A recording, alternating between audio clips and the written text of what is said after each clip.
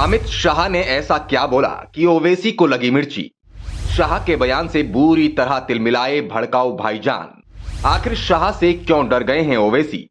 हैदराबाद मुक्ति के नाम से ओवैसी को क्या डर है।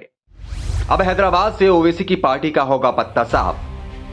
इस समय पूरे देश में बीजेपी का एक अलग ही दौर चल रहा है। पूरे देश में भारतीय जनता पार्टी को लोग हाथों हाथ ले रहे हैं, जिसका कारण कहीं ना कहीं लोगों के अंदर दोबारा से जागृत हुई हिंदुत्व की भावना भी है। लेकिन विपक्षी दलों को ये बात बिल्कुल भी रास नहीं आ रही, क्योंकि विपक्ष हमेशा से मुस्लिमों की राजनीति करता आया है, जिसकी वजह से हिंदुओं के अपने धर्म की तरफ जागृत होने की वजह से इनकी राजनीति खतरे में पड़ने लग गई है। हालांकि शुरुआत में तो बीजेपी का वर्चस्व ज्यादातर उत्तर भारत के राज्यों में ही था, लेकिन अब जैसे जैसे समय गुजरता जा रहा है वैसे वैसे बीजेपी का वर्चस्व बाकी भारतीय राज्यों में भी बढ़ता जा रहा है, जिससे हिंदू मुस्लिमों की राजनीति करने वाली पार्टियों को खासी परेशानी का सामना करना पड़ रहा है। जिसका जीता जागता सबूत तो हैदराबाद है, जहां भड़काऊ भाईजान कहे जाने वाले ओवैसी बंधुओं की पार्टी का थोड़ा बहुत ठीक ठाक वोट बैंक बना हुआ है। दरअसल देश के गृह मंत्री अमित शाह ने आज के दिन हैदराबाद मुक्ति दिवस मनाने का ऐलान किया था, जिसके लिए उन्हें जनता का भरपूर समर्थन मिल रहा है।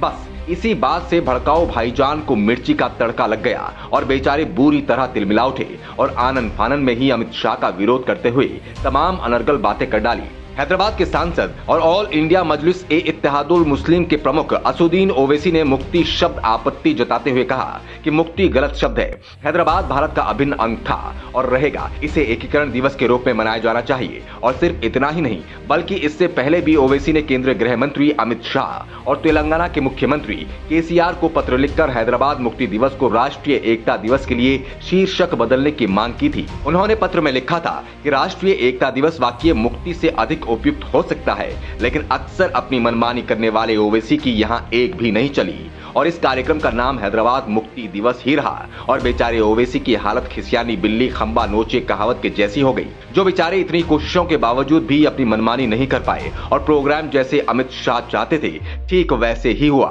गृह मंत्री आए भी और उन्होंने तिरंगा फहराकर देश के पहले गृह मंत्री सरदार पटेल को श्रद्धांजलि भी अर्पित की।